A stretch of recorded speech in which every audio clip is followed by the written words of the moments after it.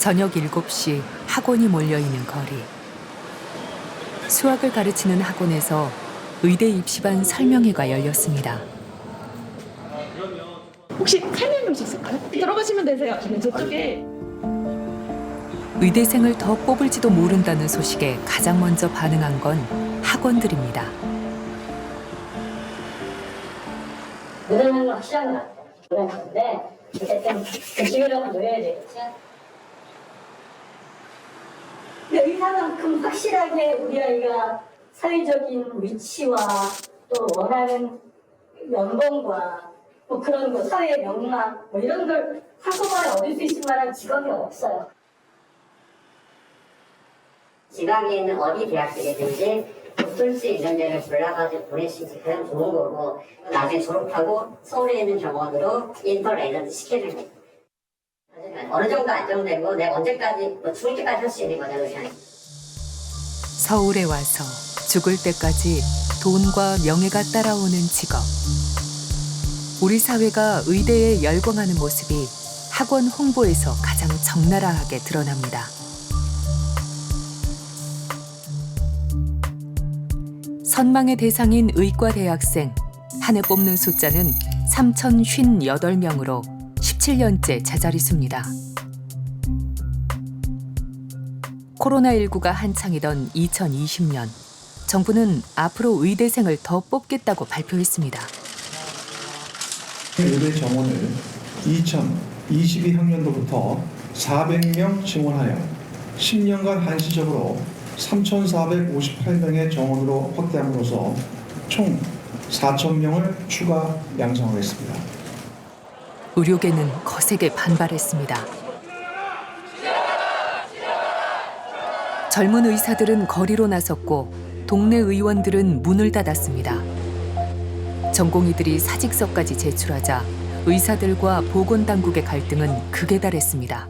젊은 의사들이 이렇게 강경한 목소리를 내고 있음에도 바뀌지 않는 의료 현실에 대해서 굉장히 개탄스럽게 생각하고 고용과 생계의 위험을 무릅쓰는 근로자의 파업과 달리 집단 휴진에 참여한 전공의들은 고용, 생계, 의사 면허 등의 신분 면에서 어떠한 피해도 보고 있지 않습니다. 하지만 코로나19가 급격히 확산되면서 대한의사협회와 정부는 결국 추후협의라는 애매한 결론을 내린 채 싸움을 멈췄습니다. 그리고 3년이 지났습니다.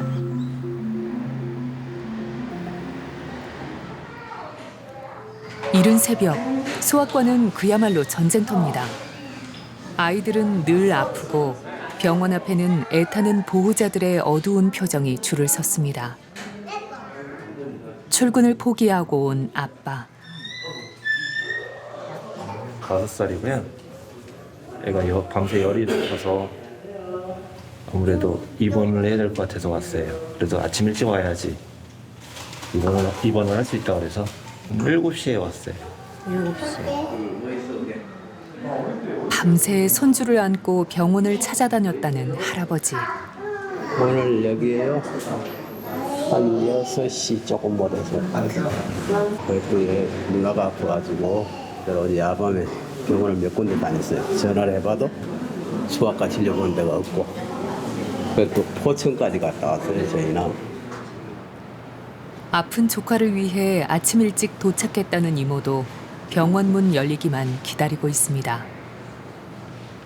5시 반쯤에 도착해가지고 저는 조카 대신 온 거라 아산병원에도 전원을 갔다가 이제 거기에서 이제 입원이 안 된다고 얘기를 들어서 그래서 오늘 다시 한번 이제 여기병원으로. 37개월 유다미의 몸무게는 9kg. 또래 평균보다 6kg이나 적고 면역력이 약해 자주 병원을 드나듭니다. 지난 4월 엄마가 겪은 유다미의 입원 과정입니다. 응급실이라도 얘는 가야 될 것 같다. 이대로 놔두면 안 될 것 같다. 오늘 밤은 넘기지 말아라. 2가지 조건에 동의를 해야 진료를 볼 수 있어요. 오전 6시가 되면 무조건 나간다. 2번째, 검사 결과 어떤 상태라 할지라도 병상은 없다. 입원은 안 된다. 검사 결과 유다미는 급성 폐렴이었습니다. 네, 일단은 입원 무조건 해야 된다. 그렇게 말씀을 하셔서 제가 예, 입원 지금 다 쌓았어요. 제가 그랬더니 짜증을 내시면서 막 아니 우리는 병상이 없다니까요. 이제 남편이 그날 아침 6시 반에 집에서 나가서 저번에 입원했던 그 아동병원에 가서 번호표 뽑고 근데 다시 동탄에서 집까지 와서 주고 가기에는 또 출근을 해야 되잖아요. 그러니까 뽑아서 소화전에 숨겼어요. 병원은 죄송하지만 그렇게 해서 저희 그거 찾아서 입원했죠. 의료법은 병상 수요에 따라 반드시 운영해야 할 진료 과목을 정해두고 있습니다. 100병상 이상의 종합병원이라면 내과, 외과, 소아과, 산부인과 중 3개, 300병상이 넘어가면 4개 과를 모두 운영해야 합니다. 의무적으로 운영하도록 법까지 정해놨는데 입원할 병원도 치료할 의사도 찾기 어려운 이상한 상황이 펼쳐지고 있습니다.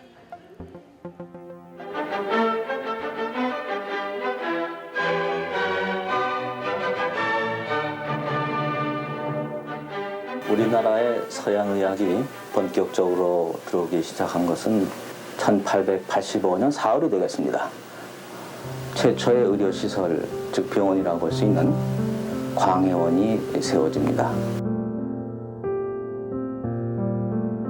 1886년, 그 1년 후에 지금 모르면 학생들이죠. 의학생들. 학생을 뽑아가지고 그때 의학 교육도 시작이 되었습니다.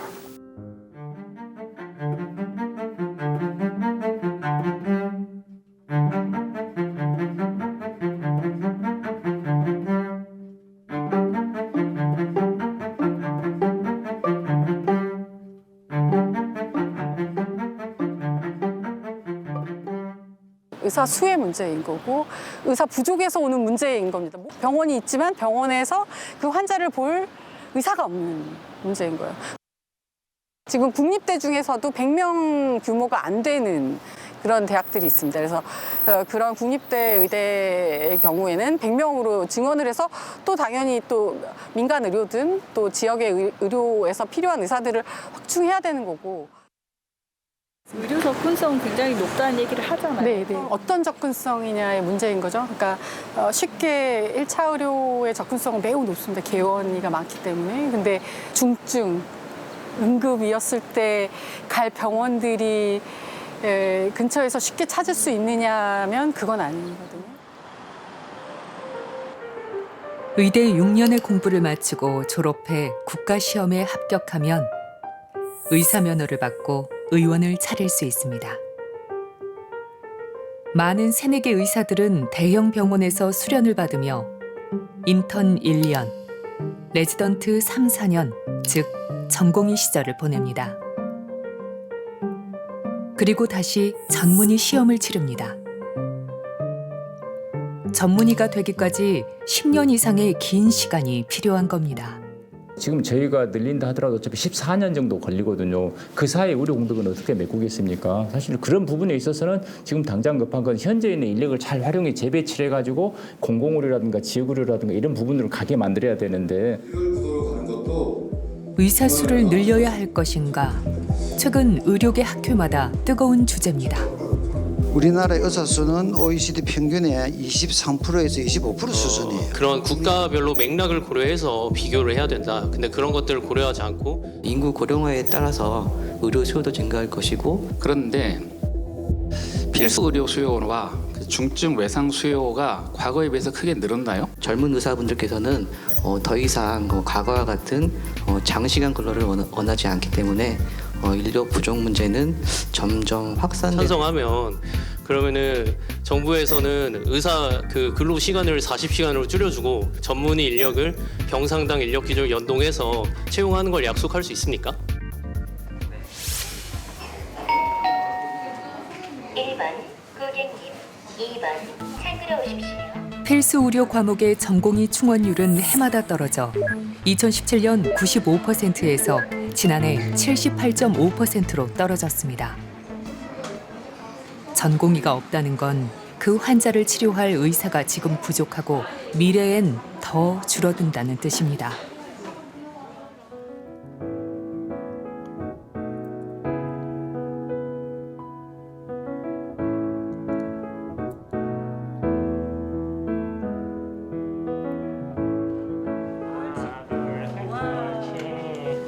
이른 아침 4살 아이의 탈장 수술로 소아외과의 하루가 시작됩니다. 엄마 조금 이따 보자. 빨간 거 없애러 가게.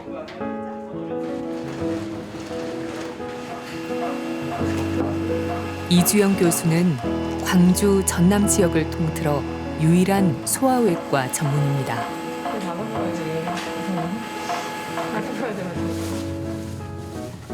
수술이 끝나고 향한 곳은 신생아 중환자실. 아직 병원 밖을 나갈 수 없는 아기들이 기다리고 있습니다.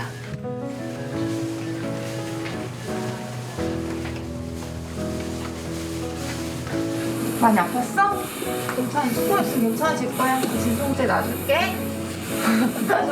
눈물이 쭉 흘리고 있어. 조금만 지나면 괜찮아질 거야. 퇴원을 앞둔 아이의 보호자 상담도 이 교수의 몫입니다. 드셔도 돼요? 밥 드셔도 돼요? 아니, 고기 같은 건 아직 안 돼. 고기? 고기 드세요. 먹고 싶어. 고기 드세요. 불고기 이런 거 드셔도 돼요. 외과와 소아과를 합친 소아외과는 그야말로 인력난에 시달리고 있습니다. 하지만 의대생이 많아진다고 소아외과 의사가 늘지는 않을 거라고 이 교수는 말합니다. 전공이 없어서 난리가 났어요. 아, 그쵸. 전공이 몇 명이나 있으세요? 지금 저희 저희 9명 있거든요. 전체 1, 2, 3년차 합쳐서 9명 있고요. 원래 20명이 일을 해야 되는 규모예요, 사실은. 근데 지금 9명이서 일을 하고 있고 저희 굉장히 빡빡하게 돌아가고 있거든요. 그럼 의사 수 늘리면 되잖아. 이렇게 쉽게 얘기하시거든요.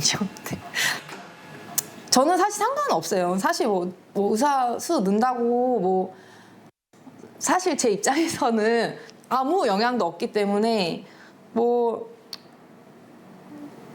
그러거나 말거나 사실 그렇게 의사수를 한국 의사수를 늘린다고 해서 그 얘네들이 그런 비인기과 지금 흔히 말하는 3D 하는 그런 과에 갈 거냐, 비인기과를 기피과를 지원을 해서 갈 거냐. 그럼 피부 미용하는 의사들 많이 늘어나겠죠. 그럼 피부과는 좀 싸지니까 좋을 수도 있겠네요. 저희는 뭐 24시간 365일 병원에 살아서 일한다고 해도 아무도 그걸 말리질 않아요. 그래서 뭐 밤새 수술하고 다음날 외래 있으면 외래 보고 다음날 이머전시 있으면 또 들어가야 되고 더 이상 못하겠다. 그럼 이제 그 병원에 시니어 교수님만 남으시고 그러면 그 시니어 교수님 사실 체력적으로도 할 수가 없고 상황도 그렇게 되지가 않기 때문에 그 병원은 입원 맞고 뭐 ER도 문 닫고 이런 순찰을 여러 병원에서 밟아가고 있는 거거든요.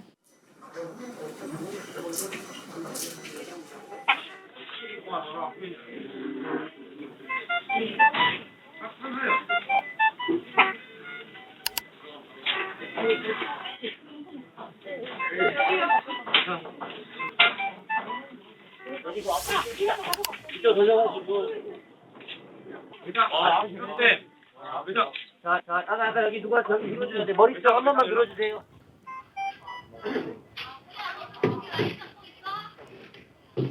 응급실의 밤은 오늘도 생과 사를 넘나들고 있습니다. 환자분 이름 뭐예요? 어머니 운전자셨어요? 네, 운전자요. 운전자 차랑 부딪혔나요? 그렇죠. 그래요. 늦은 밤 두려움과 아픔에 우는 아이들은 엄마와 의료진 모두를 지치게 합니다.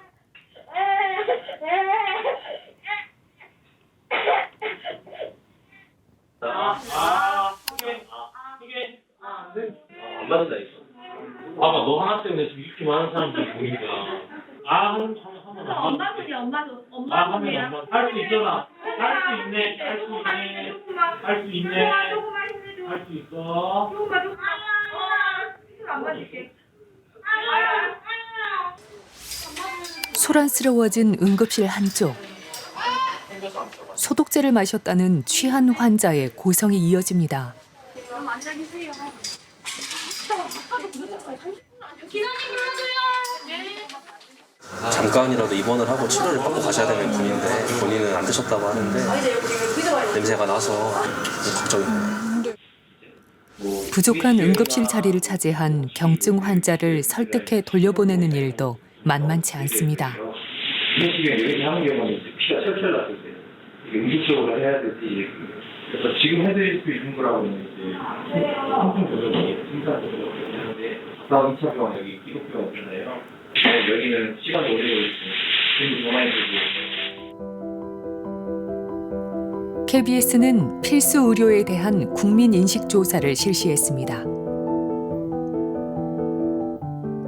필수 의료라는 말을 들어본 적이 있냐는 질문에 가장 많은 답은 들어본 적이 있으나 잘 모른다였습니다.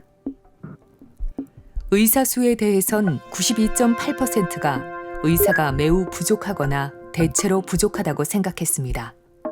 충분하다는 답은 2.8%에 불과했습니다.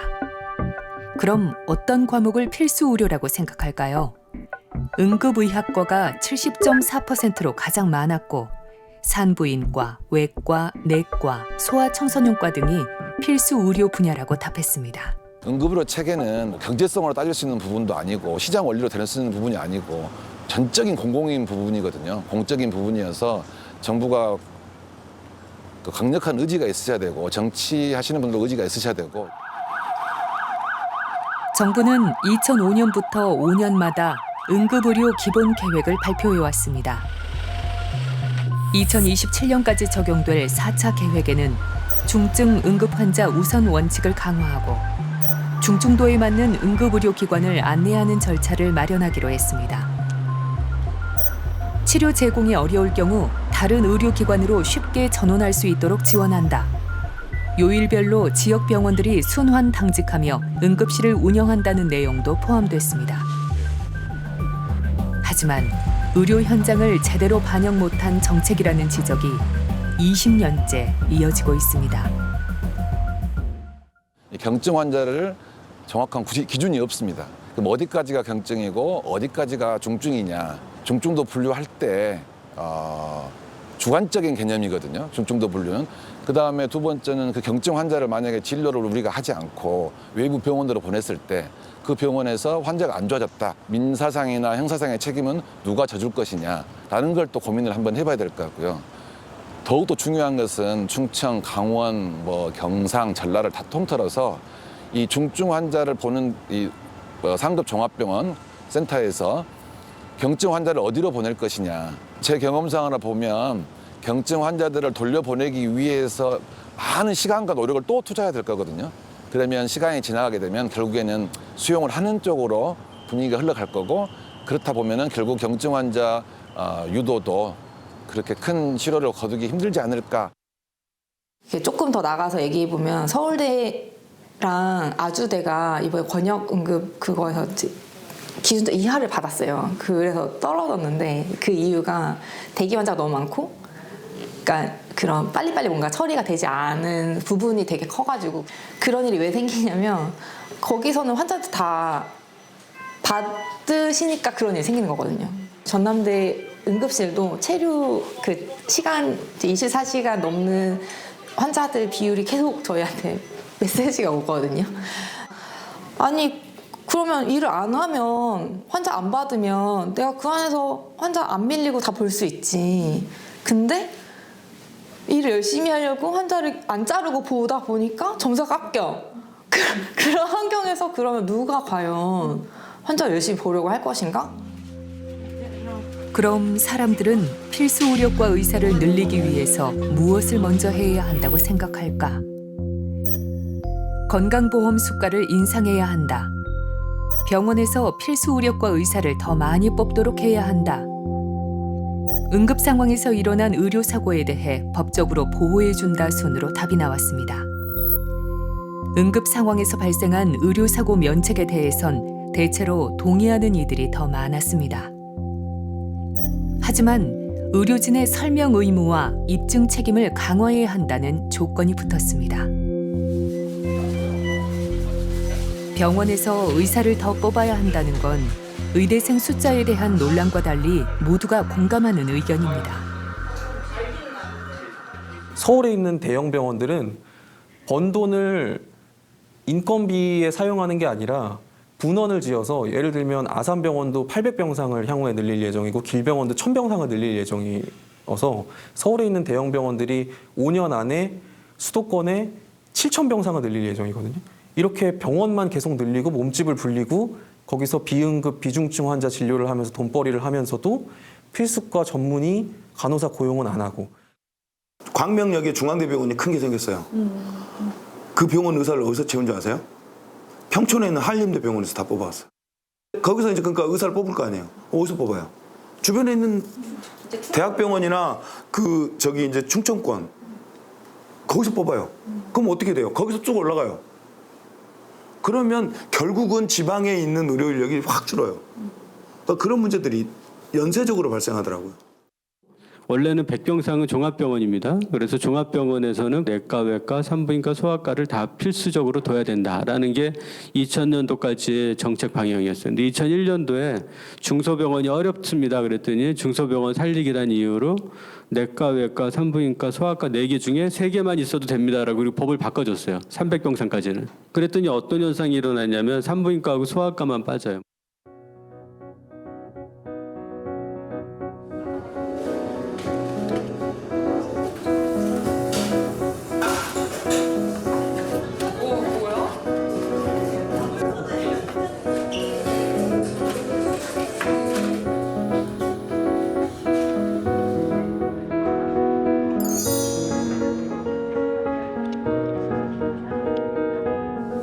네, 찍겠습니다. 하나, 둘, 셋.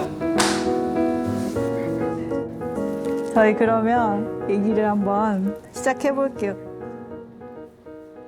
공부 잘하셨죠? 되나? 말해도 되나? 지금 하면 되나요? 네. 아, 전 잘했습니다. 한 수능은 한 300등 정도 한 것 같습니다. 제일 잘했을 때는 1등도 했었고 계속 잘했습니다. 모의고사 하면은 그 퍼센트가 100분이 그 퍼센트가 뜨는데 거의 보통 뭐 99점 몇 프로 이렇게 뜨는데 저는 100%가 떠왔습니다. 되게 우리는 적은 돈에 굉장히 고된 업무를 하고 있다고 많이들 말씀을 하시는데 아니 그만큼 벌잖아 라고 얘기를 한단 말이에요. 일하는 시간을 따져서 이거를 그 월급을 생각하면 최저시급이 안 될 때가 많아요. 전 아직도 4년 차인데 전 진짜 한 100에서 120시간씩 일하거든요, 근무를. 잠깐만요. 80시간 저기 제한하지 않나요? 네, 뭐 교수님들 얘기시고요. 그거 뭐 병원마다도 다른 것 같아요. 이게 일부 필수 의료과들이나 이런 경우는 그렇게 80시간을 전공의가 80시간을 일해버리면 일을 할 사람이 없어요. 제가 지금 시급을 계산을 해보니까 한 6,000원 정도 되더라고요. 저는 그 의사라는 직업이 좋은 직업이다라는 거를 보여주는 지표가 입시라고 생각을 하거든요. 왜냐하면 수능에서 1등하면 수능에서 만점 받으면 다들 의대를 먼저 가잖아요. 그거 자체가 의사는 아직 한국에서는 좋은 직업이다라는 걸 보여주는 지표라고 생각을 하고. 전공의 선택해서 후회한 적 없으세요? 저도 저기 강남 미용 쪽에서 1년 정도를 제가 일을 했었거든요. 근데 정말 삶의 질을 비교하라고 하면 정말 하늘과 땅 차이죠. 그러니까 봄 휴가 5일, 그다음에 가을 휴가 5일 이렇게 1년차, 2년차 때 이렇게 보내줬는데 그거를 제외하고는 하루도 출근 안 한 적이 없거든요. 근데 보면 저희가 지방에 다녀보면 실제로 의사 선생님들이 안 오세요. 네, 돈을 많이 줘도 안 오고 그쪽에서 의사 더 뽑자는 얘기가 나올 수밖에 없거든요. 그 환자를 치료할 때 필요한 거는 의사 한 명만이 사실 아니거든요. 그런 시골로 갔는데 내가 지금 환자는 안 좋고 여기선 할 수 있는 게 없어. 또 의사 한 명이 또 책임을 지고 해야 되는데 과연 그런 것들을 다 무릅쓰고 그냥 돈 좀 많이 준다고 취약한 지역으로 가는 용감한 의사가 있을까? 전 막 그런 생각이 들어요. 너 5억 받잖아. 너 10억 받잖아. 너 고연봉이잖아. 너 혼자 다 책임지고 그러니까 그 연봉을 주는 거잖아. 라고 하는 거에 대해서 너무나 당연하게 이야기하고 그게 사실 당연하지는 않거든요. 그리고 그렇기 때문에 그 연봉을 제시하는데도 거기에 못 가는 거거든요. 소송이나 처벌에 대한 두려움 때문에 전공의들이 이제 우리 과에 안 온다 이런 얘기를 하시는데 실제로 그런가요? 그 부분이 굉장히 비중이 큰가요? 엄청 크죠. 엄청 크죠. 네. 심장내과는 심근경색이 굉장히 많은데 심근경색은 이제 낮이고 밤이고 계속 오고 뭐 뇌나 심장은 사실은 빨리 안 뚫어주면 죽기 때문에 그래서 이제 계속 당직을 서고 근데 그렇게 사는데도 이제 고소가 걸려 있고 얼마 이상이 배상을 뭐 해야 된다라고 판결이 나오면 저희 병원 같은 경우는 그러면 교수님의 월급이라든지 여기서 그게 차감이 돼버린대요. 진짜 막 내가 막 돈 벌어야지 무슨 승진해가지고 원장 돼야지 이런 생각을 하는 게 아니고 진짜 환자 생각해서 이제 하는 거거든요. 그거는 좀 돈에 미쳤다 막 이러는데 그렇게 돈에 미쳐 있진 않습니다. 의사들 도둑놈이다. 이게 뭐 어르신들도 그렇고 의사놈들, 도둑놈들 뭐 이러는데 너무 억울한 거죠. 사명감이란 이 단어 들으면 어떠신지 한번 여쭤보고 싶어요. 사실은 이제 제가 퇴근할 시간이 됐는데도 이 환자를 내가 보지 않으면 죽기 때문에 이제 추가로 더 있어서 사실은 몇십 시간이 더 추가가 되는 건데 사명감이라는 말은 진짜 2030년, 2040년에도 저처럼 일할 사람은 없어요. 진짜 구조적으로 지금 변화가 필요하거든요. 이렇게 일하는 세대는 저희가 마지막이에요. 저는 사실 그 사명감을 갖고 있고 가지고 있으니까 계속 이거를 할 건데요. 근데 그 사명감을 계속 지킬 수 있게 해주셨으면 좋겠어요.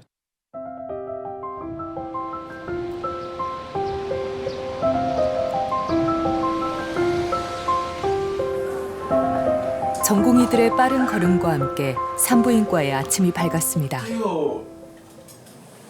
그만데 난 그것 때문에 한 30분 정도 딜레이 돼버렸거든. 5월 1일 날에 찍었는데 이제 새벽 응급수술을 끝내고 온 김윤하 교수. 전공의들에게 질문을 쏟아냅니다.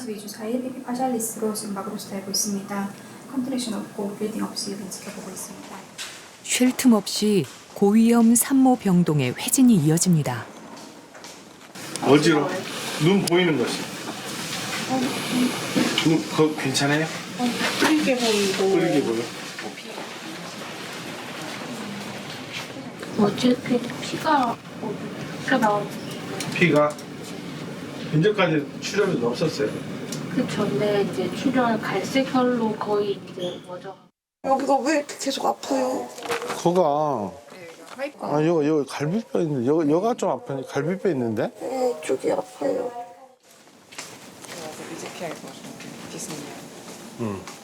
광주, 전남 또 특히 전북에서도 이렇게 그 광주에 인접한 곳 그런 곳에서 주로 오는 고위험 산모를 대부분 봅니다. 거의 99.9%가 고위험 산모인데 출산율이 점차 감소하고 있는 추세인 건 누구나 다 알고 있는데 저희 대학병원에서 느끼는 입장은 저희들은 고위험 산모는 비율이 높으면 높았지 좀 줄어들지는 않거든요. 일정 부분 효과는 있으니까. 김 교수는 산부인과 그중 분만을 하는 산과의 위기는 무엇보다 너무 낮은 비용 때문이라고 말합니다.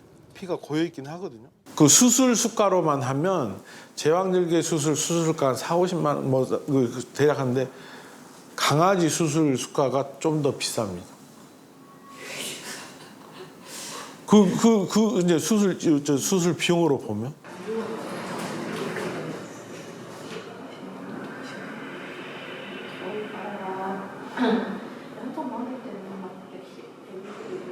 임신부가 오잖아요. 산모가 오면 분만실에 오면 진통이 있고 그것이 뭐 이제 첫 분만한 경우에는 거의 한 12시간 정도 분만실에 있잖아요. 진찰을 하잖아요. 그 돈을 못 받습니다. 그게 그것을 분만 수가로 다 받거든요. 애기 낳는 걸로. 이게 그 과정에 그 공들였던 환자 한 하루 정도 그 날 세고 환자 진찰하고 그런 것들이 돈을 못 받아요. 그게 상식적으로 말이 안 되는 거 아니에요? 양적으로 숫자를 늘리라는 생각하지 말고 이게 어떤 제도적으로 뭐 산부인과로 이렇게 몇 명 하면 수지 타산 막 운영될 수 있도록 어떤 정책적 대안이 마련하지 않는 한 사람 숫자 많이 뽑는다고 전혀 분만 취약지구 뭐 산부인과 없는 지역으로 안 갈 겁니다. 우리나라는 행위별 수가제를 시행하고 있습니다. 각 의료 행위마다 건강보험에서 가격을 매겨 돈을 지불합니다.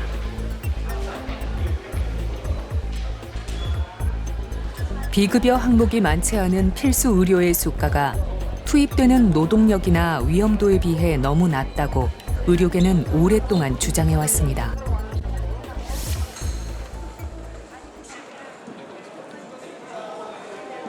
소아과 의사 700명이 등록한 학술 대회입니다. 보톡스, 고지혈증, 당뇨 진단.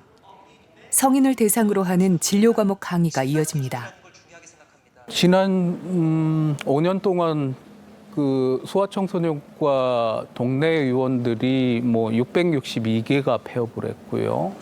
그래서 좀 그 다른 살 수 있는 방안을 찾아달라 그런 요구가 많이 있어가지고 오늘 그 행사를 기획하게 되었습니다.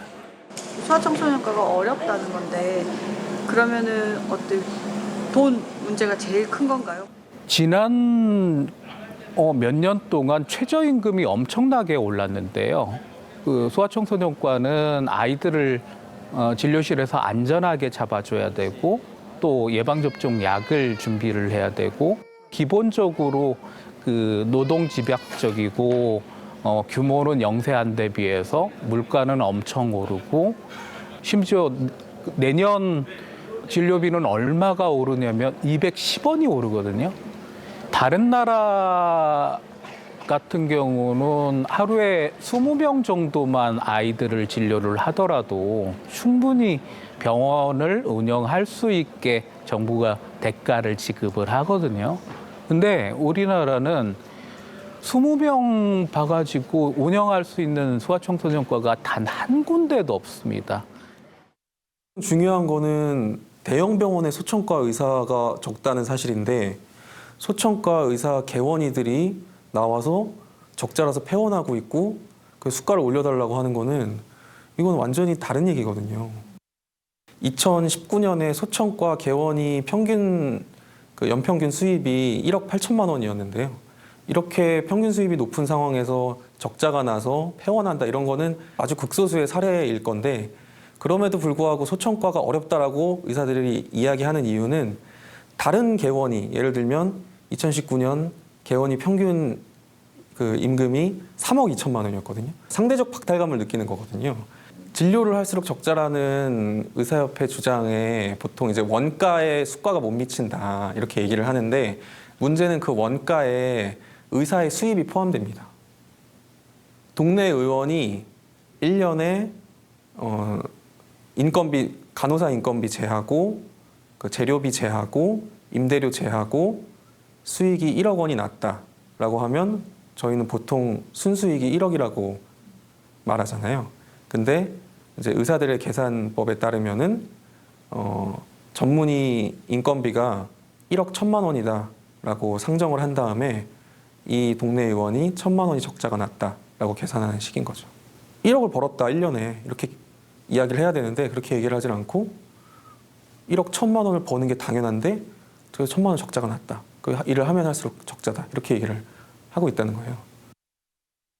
2007년도인가요? 8년도에 그 흉부외과 전공의 모집이 굉장히 어렵다고 해서 흉부외과 수가를 100% 인상한 적이 있습니다. 그 당시에 금액으로 건강보험에서 지급한 것이 1,000억 원이었거든요. 그렇게 지급했음에도 불구하고 흉부외과의 전공의 모집은 여전히 어려웠죠. 그러면은 지역 의료 취약지에 좀 지역 의료원이라든지 네. 지역 대학병원도 되게 어렵잖아요. 예. 거기는 이제 조금 더 수가를 추가해서 달라 예. 이렇게 얘기를 하잖아요. 예. 그럼 그게 유인책이 될 수 있을까요? 단기적으로 전혀 효과가 없지는 않겠지만 그 지역에 근무할 의사는 어디서 데리고 옵니까? 결국은 대도시에서 누군가를 뺏어와야 되잖아요. 그럼 결국은 인건비 경쟁밖에 되지 않는 겁니다.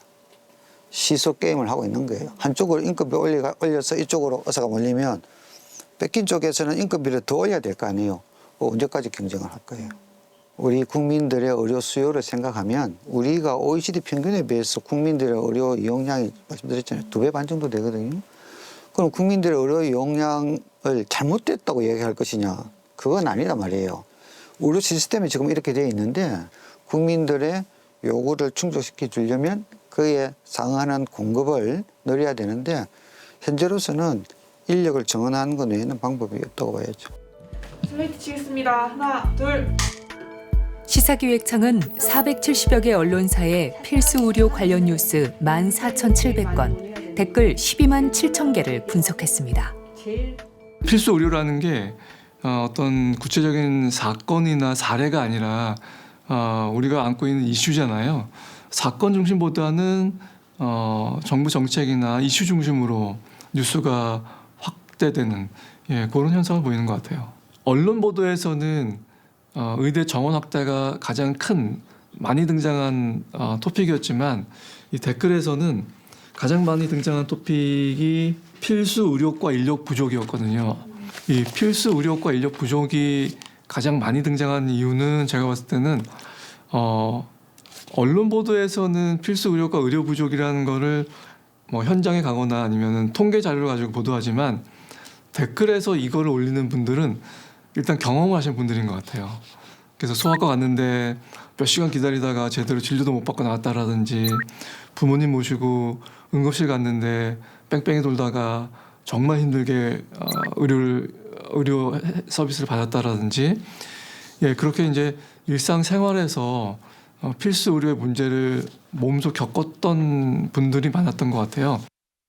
댓글 분석에서는 그 의사협회를 중심으로 하는 의사 정원 반대를 주장하는 집단에 대해서는 상당히 많은 반대와 비판이 있었습니다. 그래서 안 그래도 이제 의사 집단이 일반 집단보다는 조금 더 고수익 집단이고 그럼에도 불구하고 자기 이익 챙기려고 아직도 하는 게 아닌가 하는 그런 비판의 목소리가 대부분이었고요.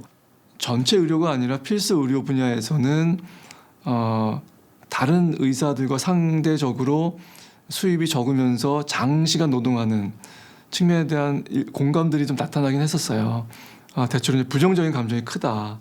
그 중에서도 분노와 혐오가 상당수를 구성하고 있다라고 보시면 될 것 같고요. 이렇게 이제 분노나 혐오는 슬픔 같은 거와 달리 어떤 대상이 있는 감정이거든요. 그래서 많은 분들이 의사 정원 확대를 오랫동안 이제 반대해왔던 의사협회에 대해서 분노와 혐오를 쏟아냈던 것 같고요. 그 상황을 제대로 효과적으로 해결하지 못하는 공청회도 하고 협의체도 구성하지만 이제 국민들 마음에 들 만큼 대책을 실질적으로 끌어내지 못한 정부나 보건복지부에 대해서도 믿지 못하겠다. 이번에도 또 그냥 넘어갔느냐 이런 식으로 이제 분노와 혐오를 표출했었던 것 같습니다. 정부와 의사들의 힘겨루기, 그 사이 환자들은 아파하고 죽어가고 있습니다.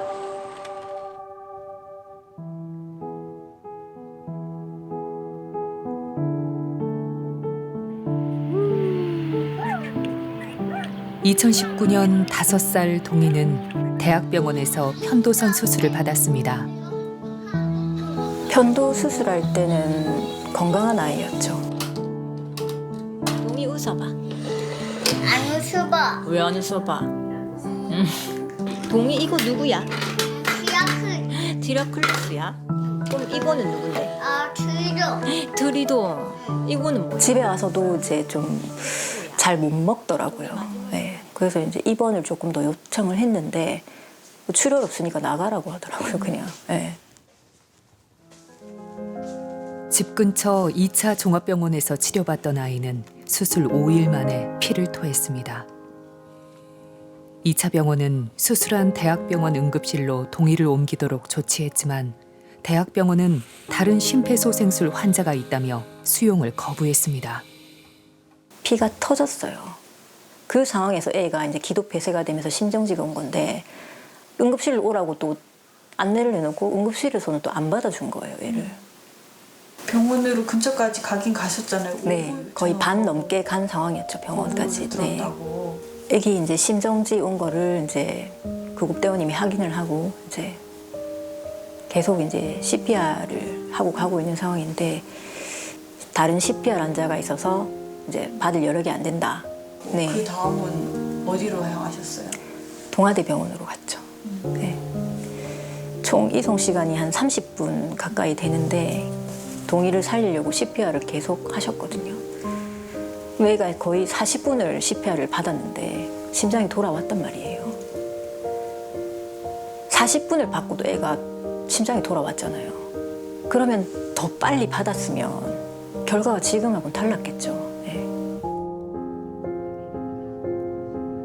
뇌사에 빠진 동이는 연명 치료를 받다 5개월 만에 가족의 품을 떠났습니다. 동이를 보낸 엄마는 병원을 고발했고 백혈병 투병 중이던 아빠는 1인 시위를 하다 지난해 4월 숨졌습니다. 검찰의 수사 결과 그날 동의를 거부했던 병원의 응급실에 심폐소생술 중인 환자는 없었던 걸로 드러났습니다. 119 타고 갈 때 그때 수용 거부라고 했을 때 그냥 119 대원님께 그냥 치고 들어가 주세요라고 부탁이라도 해봤을 거를. 그런 말이라도 해볼 걸. 그 타고 가는 중간에 애가 얼마나 숨이 막혔겠어요, 그죠? A양은 구급차에 실려 무려 2시간 이상을 떠돌다 응급 환자가 된 뒤에야 한 대학병원에 이송됐고 결국 숨을 거두고 말았습니다. 하지만 연락을 받은 종합병원은 치료를 거부했습니다. 소아 응급 전문의가 없다는 것이 이유였습니다. 구급대는 다시 11km나 떨어져 있는 다른 병원으로. 다른 병원들도 상황은 마찬가지입니다. 지금 중환자 쓸 빈대 있습니다. 어제 교통사고 환자가 병원 6곳을 돌고도 치료를 받지 못해 숨진 사건이 더 이상 일어나서는 안 된다는 판단에서입니다.